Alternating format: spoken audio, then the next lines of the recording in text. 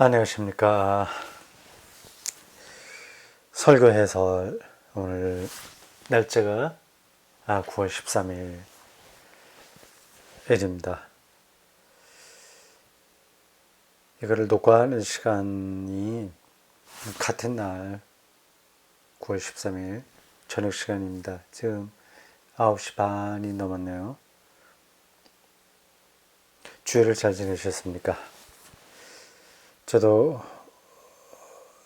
예배 마치고 다른 때는 교우들하고 이렇게 식사도 하고 코로나19 이후로는 교회에서 식사는 못하지만 가까운 그 식당에서 간단하게 주로 이제 칼국수를 먹고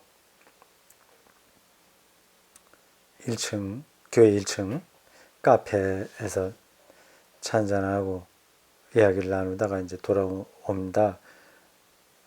좀 일찍 올 때는 거기서 4시 출발하고 한 5시까지 있을 때도 좀 종종 있고요.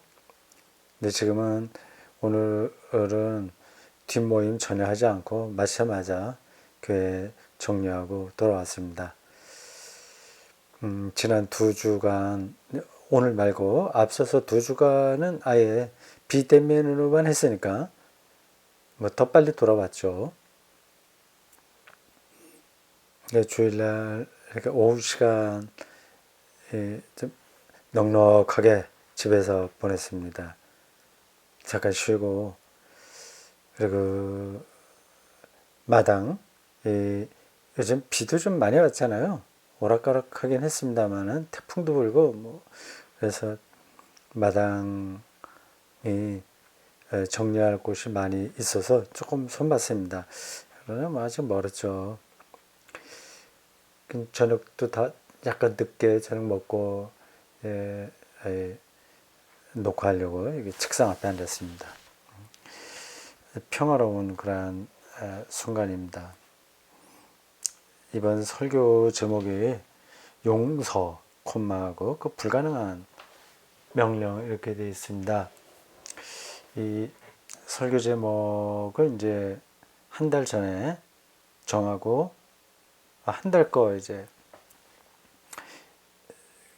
예배 준비하면서 성경 본문, 찬송가 이런 거 다 정하지 않습니까? 그때 제목도 되게 정하는데 근데 그게 이제 매주마다 똑같지는 않습니다. 거의 이제 같은 방향으로 가긴 하는데 조금씩 틀려질 수 있어요. 주보를 목요일날 초고를 작성하고 그다음에 금요일날 한 2번 정도 제가 교정을 본 다음에 저녁에 올립니다. 근데 그 주보를 만들 때에 제목이 조금 달라질 수 있고요.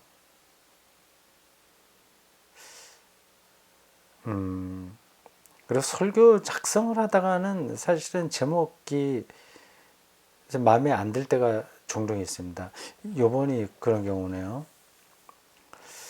이게 설교를 쭉 작성하다 보니까 이게 용서라고 하는 용서해라 7번이 아니라 7번씩 70번이라도 용서해라. 용서하지 않으면 너희들 용서받지 못한다. 그런 뜻으로 예수님 말씀 나오지 않습니까?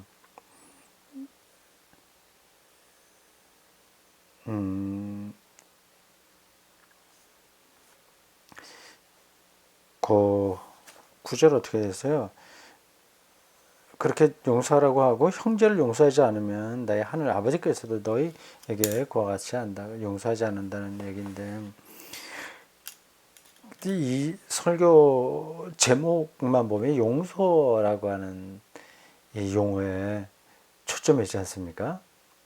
근데 용서가 왜 이게 힘든 거냐? 왜라고 말할 것도 없죠. 그거를 말하기 시작하면 또 그것도 한편의 설교가 되긴 합니다. 왜 우리가 용서를 할 수 없냐? 아니면 해야 된다고 하는 요청만 계속 받고 부담을 느끼면서 하냐?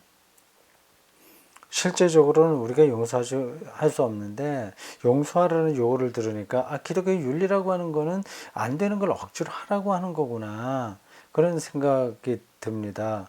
그런 쪽으로 더 많이 설명하면서 이렇게 설교를 진행할 수 있어요. 그것도 한편의 설교 되지 않겠습니까? 근데 이번 설교에서는 이 용서라고 하는 그 단어에 초점이 있지 않았어요. 간접적으로는 연관이 되긴 합니다. 우리 용서할 수 없는데 그 불가능한 명령인데 어떻게 우리가 용서할 수 있냐? 그거는 용서해야 된다고 하는 그 당위성 그걸 붙드는 게 아니라 우리가 용서받은 존재라고 하는 사실을 먼저 깊이 깨닫는 데 있다. 그렇게 보면 되는 겁니다. 설교가 그런 내용도 또 기본적으로 깔려 있어요. 그래서 이거 제목하고 제 설교가 완전히 결이 다른 거는 아니긴 하지만 그래도 설교 내용을 그대로 담아내는 제목은 아니었습니다. 그래서 그거를 좀 바꿔 써야 되는데 이미 주보가 설교 다 끝내고 교정하고 뭐 그럴 때 이제 토요일까지 하니까요. 그때는 이미 이제 주보가 다 출력까지 돼 있고 출력이 안 됐다고 하더라도 이미 그 홈페이지에 다 나갔으니까 그 웬만하면 제가 바꾸지 않습니다. 그래서 그냥 실리게 됐죠. 설교 교정까지 다 끝낸 다음에 생각해 보니까 조금 이 거리가 좀 있는 제목이구나 그런 생각을 했습니다. 설교의 핵심은 용서라고 하는 데 있는 게 아니라 하나님의 자비하심, 용서받았다고 하는 그 사실에 있어요.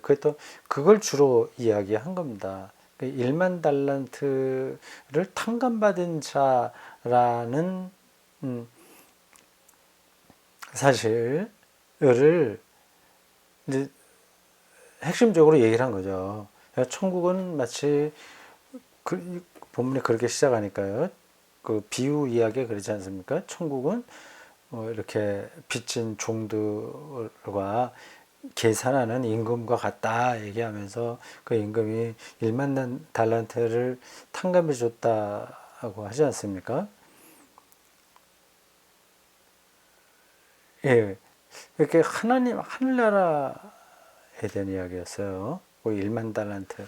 어쨌든 제목하고는 약간 거리가 있긴 있으나 전 개인적으로 많이 이렇게 느낌이 있었던 그런 설교입니다. 1만 달란트를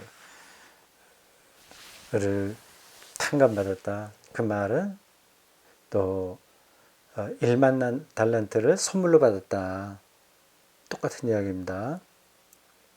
그게 사실은 설교의 핵심이었죠. 설교를 하다 보니까 저 스스로 그 느낌이 좋았습니다.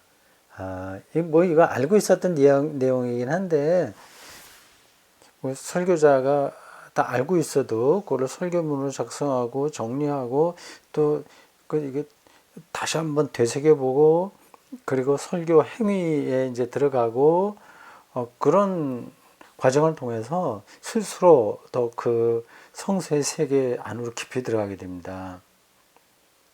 보통 뭐 가르치면서 배운다 그런 얘기 있지 않습니까? 근데 그런 점에서는 설교자의 이 역할이라고 하는 거는 스스로에게 일단 좋은 겁니다. 되게 설교도 일단 가르치는 거니까 뭐 성경 공부나 다 같은 그 차원에서 가르치는데 그게 정말 바르게 가르치려고 하는 자세가 되어 있는 사람은 그걸 배웁니다. 가르친다기보다도 자기 자신 속에 있는 것들을 또 확인하는 과정인 거죠. 속에 있기도 하고 정리되지 않은 것들이 정리되고 하는 거니까 설교자는 그런 면에서는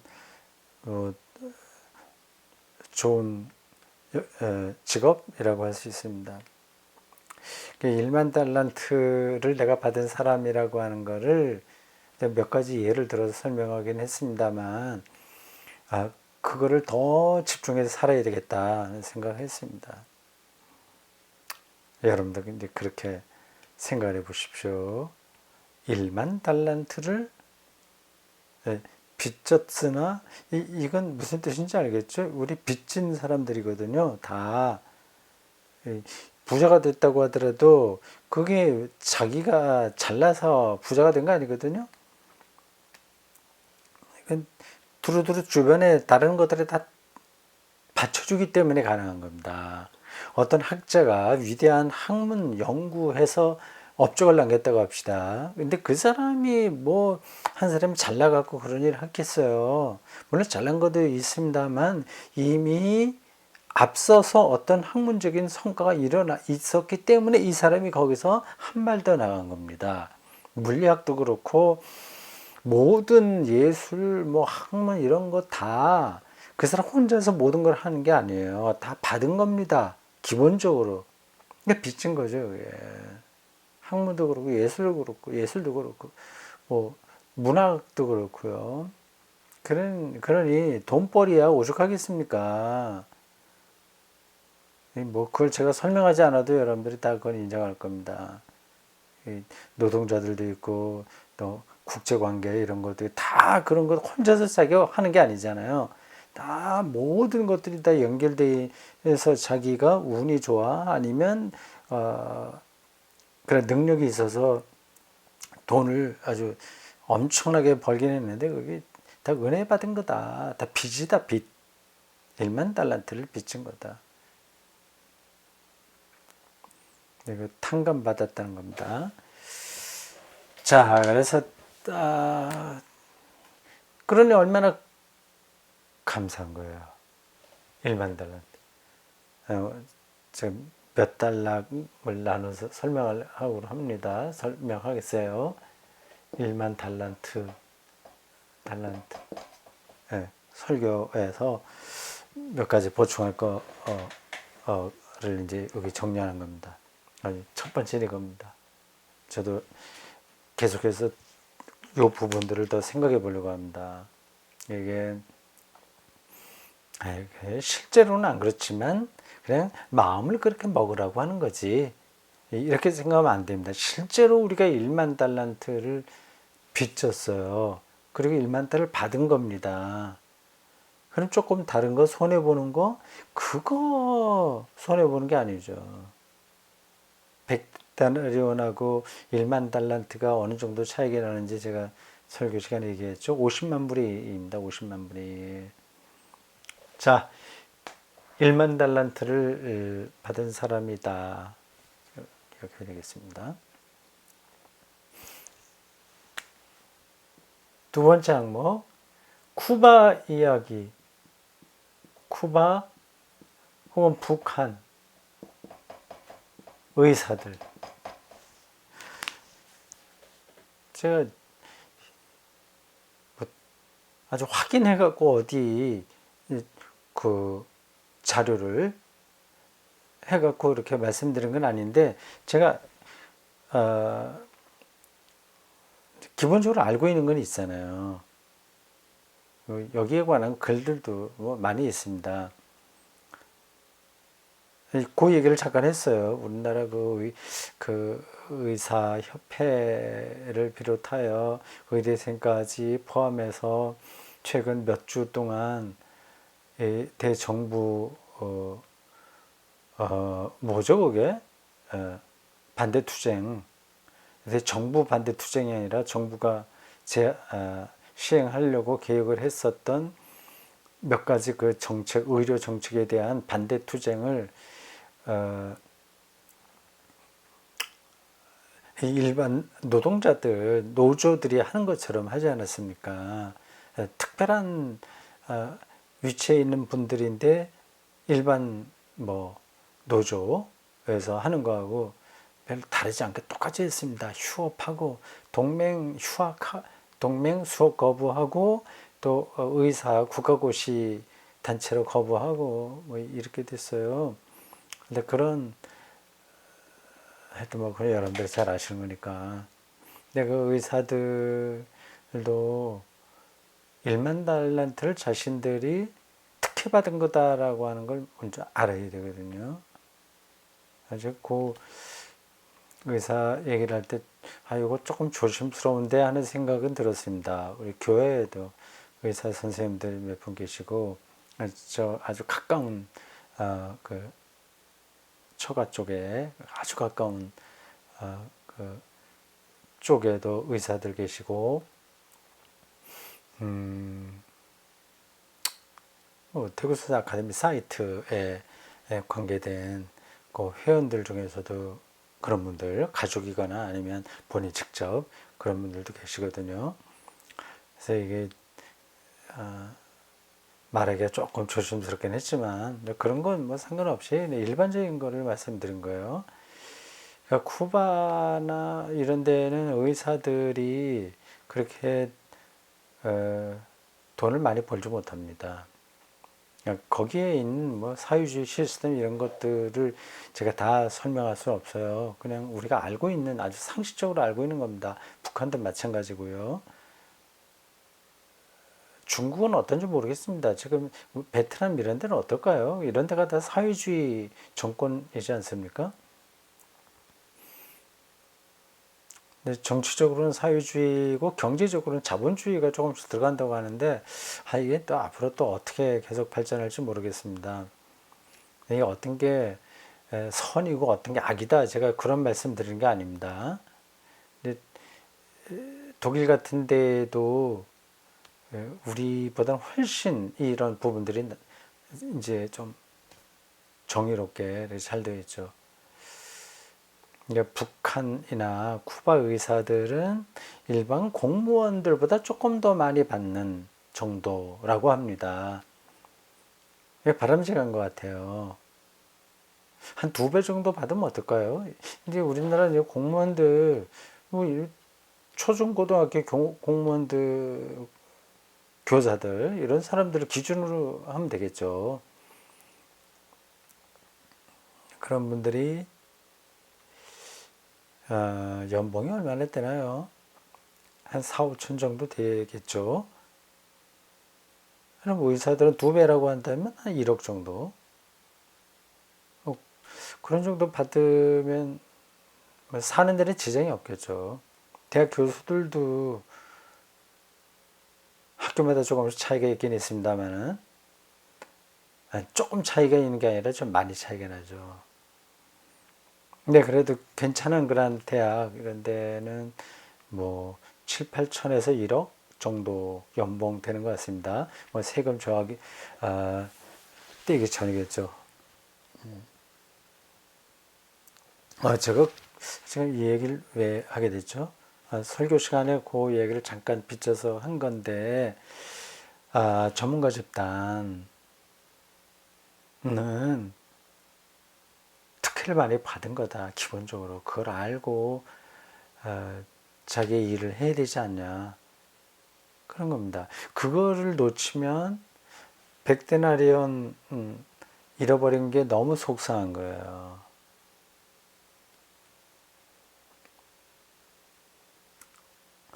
자, 됐고, 세 번째.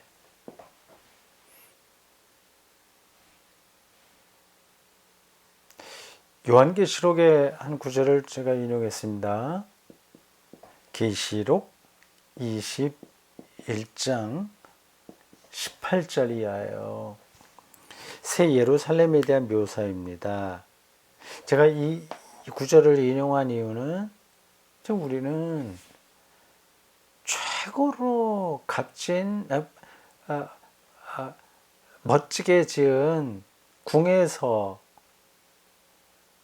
왕이나 왕비처럼 사는 사람이다.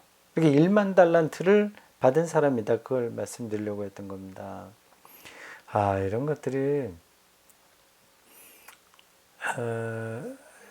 실감나지 않을 수도 있는데 그걸 실감할 수 있어야 되거든요. 그게 그쪽으로 눈이 안 띄어지면, 눈이 안 열리면 아무리 얘기를 들어도 그거는 뜬구름 잡는 이야기 됩니다. 무슨 이게 우리가 사는 데가 구운 것 같다고 그래. 오히려 거꾸로 생각을 할 수 있습니다. 그리고 그런 것들이 아예 들어오지가 않습니다. 그래서 요한계시록을 제가 잠깐 인용을 했는데 그거 조금 더 읽어봐야 되겠습니다. 녹음이 잘 되고 있겠죠.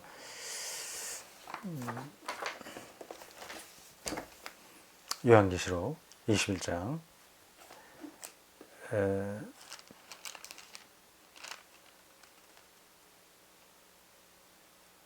9절부터 아니 1절부터 보면 21장이 새하늘과 새 땅에 대한 얘기입니다. 새하늘과 새 땅. 그 유명한 표현이죠. 새하늘과 새 땅. 21장 1절 이렇게 시작합니다. 내가 새하늘과 새 땅을 보니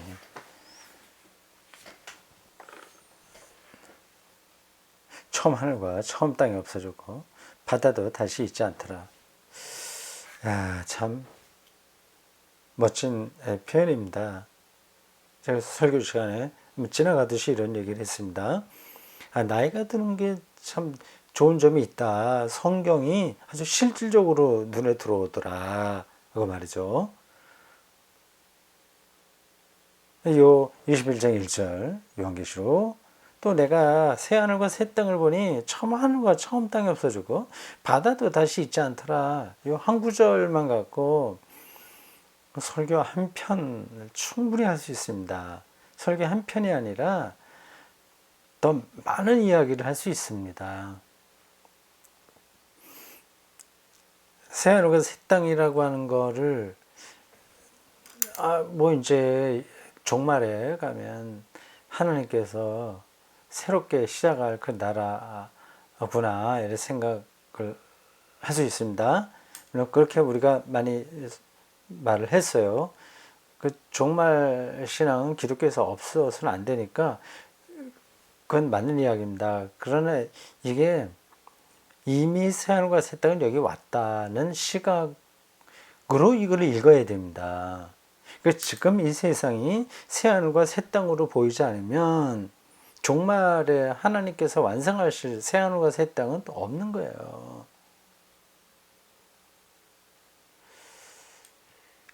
요 대목을 좀 정확하게 뚫어볼 수 있어야 되는데 약간 좀 까다롭기도 합니다. 하늘나라, 하나님 나라. 오늘 설교 나온 거 본문에서는 뭐 천국이라고 번역을 해놨어요. 제가 다른 때도 얘기했습니다만 이 번역이 마음에 들지 않습니다. 이 천국은 뭐뭐와 같다 뭐 이렇게 얘기하지 않습니까? 천국. have 바실레이아 톤 우라논 그러니까 하늘이에요. 우라노스를 이제 어미 변형해서 우라논 이렇게 했는데 천국 하미가 한자잖아요. 하나님 나라는 우리말이지 않습니까? 바실레아 두데우. 근데 똑같은 바실레이아인데 어떤 때는 뭐 그냥 한자로 써갖고 하늘 이 우리말로 번역을 하려면 하나님 나라라고 번역을 했다면 거기에 맞추어서 하늘나라 이렇게 해야 됩니다. 하늘나라. 근데 왜 이거를 이 번역한 사람들이 한쪽은 한자, 한쪽은 우리나라 말로 번역을 했는지 도저히 그 이해가 되지 않아요. 일관성이 떨어질 뿐만 아니라 이게 이거 성경을 읽는 그 독자들의 그 하나님에 대한 표상 혹은 하나님 나라에 대한 표상을 이게 왜곡시킵니다. 이 국이라고 하면 어떤 공간을 잠깐만 생각하지 않습니까? 뭐 이 국가가 있듯이 하나님의 통치인데 어쨌든 그건 그렇고 이 천국 하나님 나라 하늘나라 이렇게 해야지 옳습니다. 하늘나라 하나님 나라가 왔다 예수님 말씀하셨잖아요. 그러면 이 복음서에 여러 군데 나오는 그런 하나님 나라는 뭐와 같다라는 그런 비유 이런 것도 다 이미 여기 있는 가까이 온 그런 하나님 나라에 대한 속성인 겁니다. 그러니까 예수님이 이렇게 하나님 나라, 하늘나라를 한 번 이야기하지 않고 계속해서 말씀하신 이유는 이제 그렇게 여러 관점에서 들어야만 그 하늘나라의 개념이 조금씩 들어오기 때문입니다. 그렇게 말을 해도 되는지 모르겠어요. 예, 요한계시록 21장 요거를 제가 잠깐 설명하는 겁니다. 여기도 이제 하늘이라고 하거든요. 새하늘과 새 땅, 새하늘과 새 땅, 새 예루살렘 이렇게 되어 있습니다. 그냥 하나님 나라인 거예요. 그러니까 새하늘과 새 땅, 처음 하늘과 처음 땅이 없어지고 바다도 다시 있지 않고 새로운 땅, 새로운 하늘이 온다는 거 아니겠습니까? 이 말은 이 세상을 지금 그렇게 새롭게 우리가 볼 수 있다는 겁니다. 새롭게, 새로운 하늘, 새로운 땅으로 보는 거예요. 이게 말장난처럼 들리지 않아야 되는데,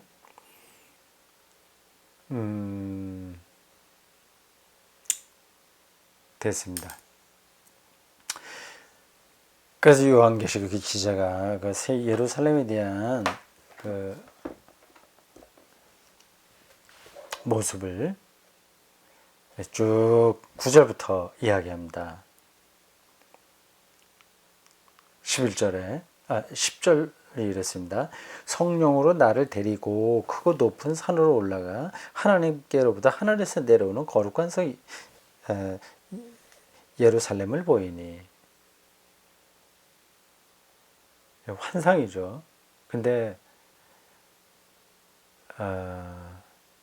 말도 되지 않는 그런 그 망상처럼 보는 환상이 아니라 이 세계를 뚫어보는 그런 상상입니다. 이걸 우리도 봐야 돼요. 이 세상을 하늘에서 내려온 거룩한 성 예루살렘으로 경험할 수 있어야 됩니다. 그래서 제가 인용한 구절은 뭐예요? 18절부터죠. 이렇게 되어 있습니다. 그 성에 대한 묘사입니다. 첫째 기초석은 벽옥. 이 보석 이름만 듣고 제가 어떤 건지는 감을 잡기 힘드네요. 아니 그냥 들어보십시오. 벽옥, 둘째는 남보석, 셋째는 옥수, 넷째는 녹보석, 다섯째는 홍만우, 여섯째는 홍보석, 일곱째는 황옥. 하여튼 한자인데 멋진 보석들, 여러 가지 색깔의 보석들이라고 하는 건 느낄 수 있습니다. 여덟째는 노곡, 옥도 많네. 아홉째는 다망옥, 열째는 비추옥, 11째는 청옥, 12째는 자수정이라. 앞에도 여러 가지 묘사가 나오는데 그 성곽만 제가 얘기했습니다. 성곽이 옥 여러 가지 색깔의 옥으로 이렇게 쌓은 거를 이제 본 거죠. 그걸 지금 우리도 볼 수 있습니다.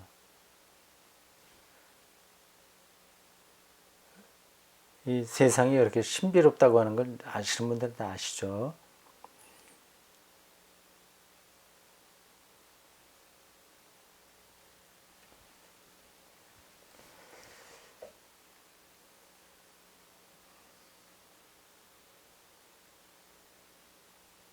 (22절에) 이렇게 되어 있네요. 성 안에서 여러 가지 옥으로 만들어진 그 성곽 그 안에, 성 안에서 내가 성전을 보지 못하였으니, 이제 성전이 이제 필요 없는 거죠.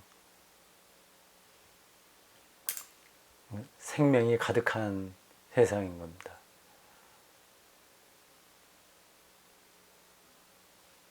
그냥 나무 한 그릇만 보세요. 나무 한 그릇, 그릇이 아니라 나무 한 그릇. 저희 집 마당에도 나무들이 몇 그루 있습니다.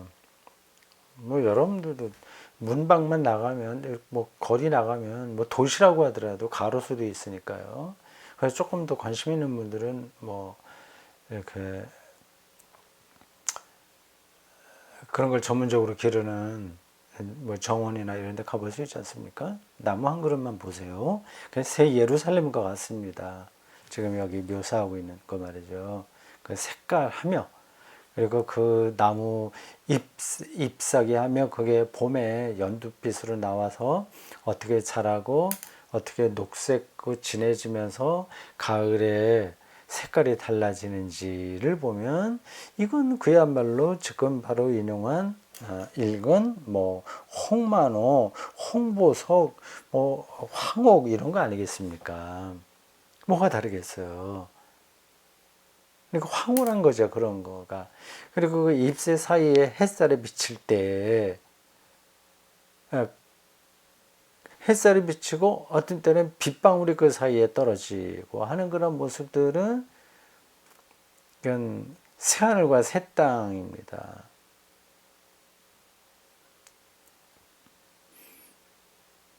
그런 것들을 우리가 다 지금 이미 받았습니다. 이제 그것만 이야기하는 건 아니에요. 뭐 제가 이 계시록을 그냥 인용해서 우리가 지금 왕비처럼 멋진 궁에서 살고 있으니 부족한 게 없다. 이미 1만 달란트를 받고 우리가 사는 사람이다. 그걸 강조하기 위해서 이걸 인용한 것 뿐입니다. 당신이 그렇게 얘기하는 건 뭐 그럴듯하긴 한데 지금 당장 코로나19 때문에 그 식당 운영하는 사람들이 수입이 10분의 1로 줄고 했는데 그래도 그런 얘기가 먹히냐. 너무 그런 한가한 소리 아니냐. 그런 말을 할 수 있습니다. 우리가 어떻게 이 궁핍한 세상을 버텨나가냐 하는 것은 또 하나 다른 문제예요. 그는 뭐 이렇게 저렇게 정치, 사회, 경제 이런 거하고 맞물려 있기 때문에 그런 것들은 우리가 서로 이제 풀어나가야 됩니다.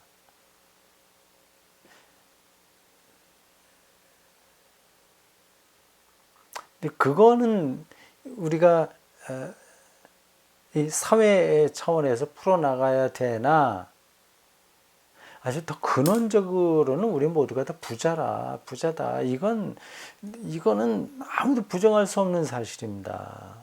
이제 그게 있으면 1만 달란트를 받았기에 우리가 다 왕궁에서 사는 왕과 왕비와 같다는 그런 생각이 허튼 게 아니고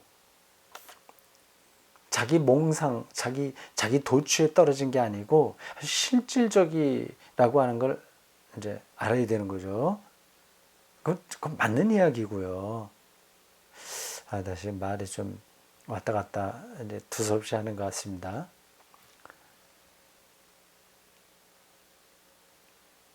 무슨 말씀을 드리는지는 아시겠죠? 그 왕이나 왕비로 산다 할 그 특징이 뭐예요? 부족한 걸 못 느끼는 겁니다. 충분히 우리가 받았으니까 이미 그건 전제되는 겁니다.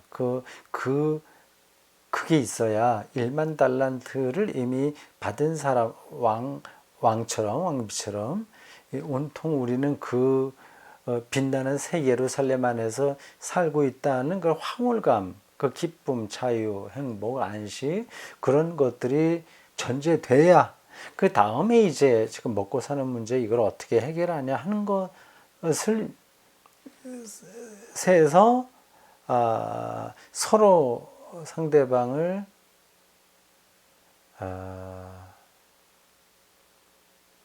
배척하는 방식이 아닌 어떤 길을 찾을 수 있는 거죠. 다시 코로나1란 사태에 상공인들이 당하는 어려움, 우리 기독교인 중에서 그런 사람들이 많이 있을 텐데 그런 사람들에게 이러한 설교가 위로가 되겠냐. 그 문제 저도 늘 생각합니다. 다른 설교할 때도 늘 생각합니다. 도대체 이 설교가 당장 먹고 사는 문제 때문에 정말 힘들어하고 있는 사람들에게 하나님의 말씀으로 들릴 것인가 하는 그런 고민이 있습니다. 근데 그런 문제까지 제가 다 해결할 수 없기 때문에 그리고 그건 또 하나의 다른 사회, 정치, 경제적인 문제이기 때문에 그건 내 소관이 아니기도 하고 또 그게 또 그런 것보다 더 중요한 우리 인간 영혼의 만족, 그 영혼의 굶주림으로부터의 해방, 이게 설교자에게 중요한 거기 때문에 현실이 이렇게 척박해도 이런 이야기를 하는 겁니다.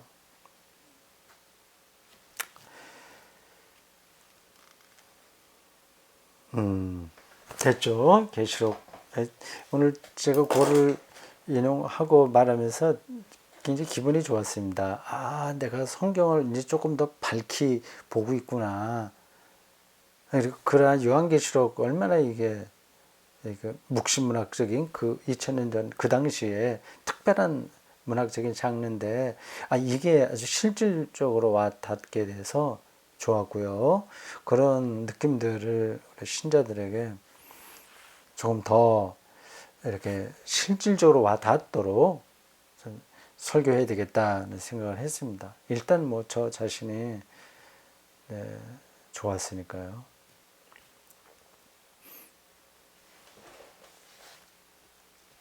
부자 1만 달란트 했죠. 네 가지만 해야 되겠군요. 하나만 더 하겠습니다. 시간 한 5분만 더 하면 될 것 같습니다. 네 번째는 어린아이에서요. 어린아이와 천국. 어린아이와 같지 않으면 천국에 들어갈 수 없다. 그런 말씀이 오늘 그 용서와 탕감에 대한 이 비유와 연관된다고 말씀드렸어요. 그 두 가지를 그렇게 연결시켜서 설교하는 사람들이 설교 별로 없을걸요? 그게 어떻게 연결되는지 생각도 잘 안 하죠. 제가 그렇게 연결을 시켰는데 마태복음 기자가 말하는 거를 제가 정확하게 잘 이야기하는지는 잘 모르겠습니다만 저희 눈에 그렇게 들어와서 말씀드린 거예요. 그러니까 18장 전체가 다 천국에 대한 이야기였습니다. 그래서 그 후반부에서는 그 1만 달란트를 탕감해 준 임금과 같다. 천국이. 18장 앞부분 1절에서는 어린아이와 같지 않으면 천국에 들어가지 못한다. 그 이야기였습니다. 그래서 그게 설교문을 쓰다가 아주 연결이 돼서 설명한 겁니다. 내가 지나놓고 보니까 그 설명이 비약은 아닌 것 같고 잘 된 것 같습니다.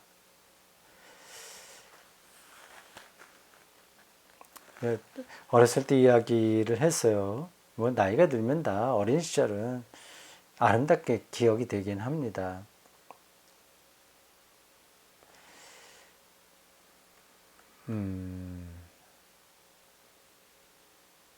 어린아이처럼 자기를 낮추는 자가 천국 낮추지 않으면 천국에 들어가지 못한다.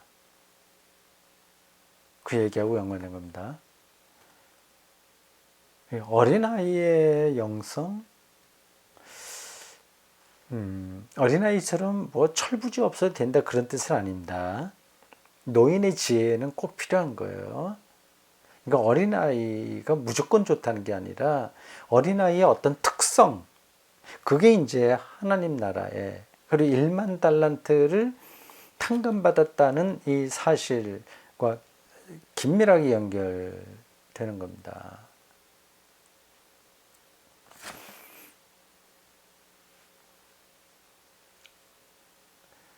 어린아이들은 특별한 경우가 아니라면 일반적으로 자기 집이 크게 부자가 아니라고 하더라도 그 때문에 인생을 뭐 어둡게 생각하지 않습니다. 물론 고아들은 좀 특수한 상황이죠. 그건 좀 접어놓고 자기 부모, 가족이 있고 그냥 아주 평범하게 사는 서민의 아이라고 하더라도 아주 부잣집 아이들을 뭐 어떤 때는 좀 부러워할지 모르나 별로 그게 중요하지가 않습니다.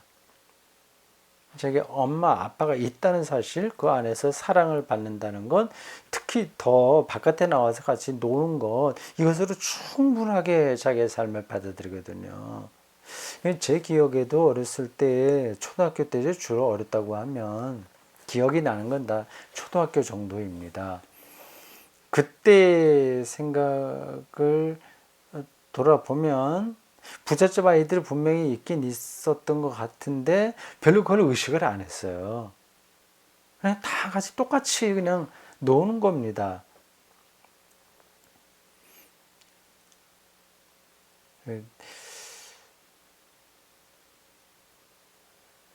우리가 다 1만 달란트를 받은 사람이다 는 사실을 뚫어본다면 이 어린아이의 영성을 놓치지 않을 겁니다. 그런 사람에게는 지금 이미 여기에 하나님 나라가 와 있는 거예요. 공인한 것에 자기의 삶을 소진하지 않고 생명 자체에, 삶 자체에 집중할 수 있기 때문입니다. 잠깐 1만 달란트라고 하는 말을 하니까 뭐 또 꼭 근데 빼먹지 말아야 될 이야기가 금방 있었는데 그 생각에 또 날아가 버렸네요. 1만 달란트를 우리가 탕감받았다, 선물로 받았다 하는 거, 그게 있어야 어린아이의 영성을 우리가 놓치지 않는다고 하지 않았습니까? 그게 어떤 얘기를 거기에 좀 보충해서 설명했어야 된다고 순간적으로 생각했는데 말하다 보니까 날아가 버렸습니다. 이거 중요했던 것 같은데. 중요하지 않았겠죠. 중요했으면 어디 날아갔겠습니까. 자, 오늘 여기까지 하겠습니다. 제목을 바꾸는 게 낫겠죠. 용서 불가능한 명령이 아니라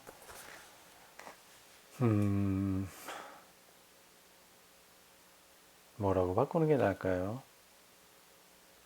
하나님의 자비하심으로 돌아가야 되는데 됐습니다. 뭐 마땅한 제목이 떠오르지 않습니다. 오늘 여기까지 하겠습니다. 수고했습니다. 다음 주일 또 뵙겠습니다.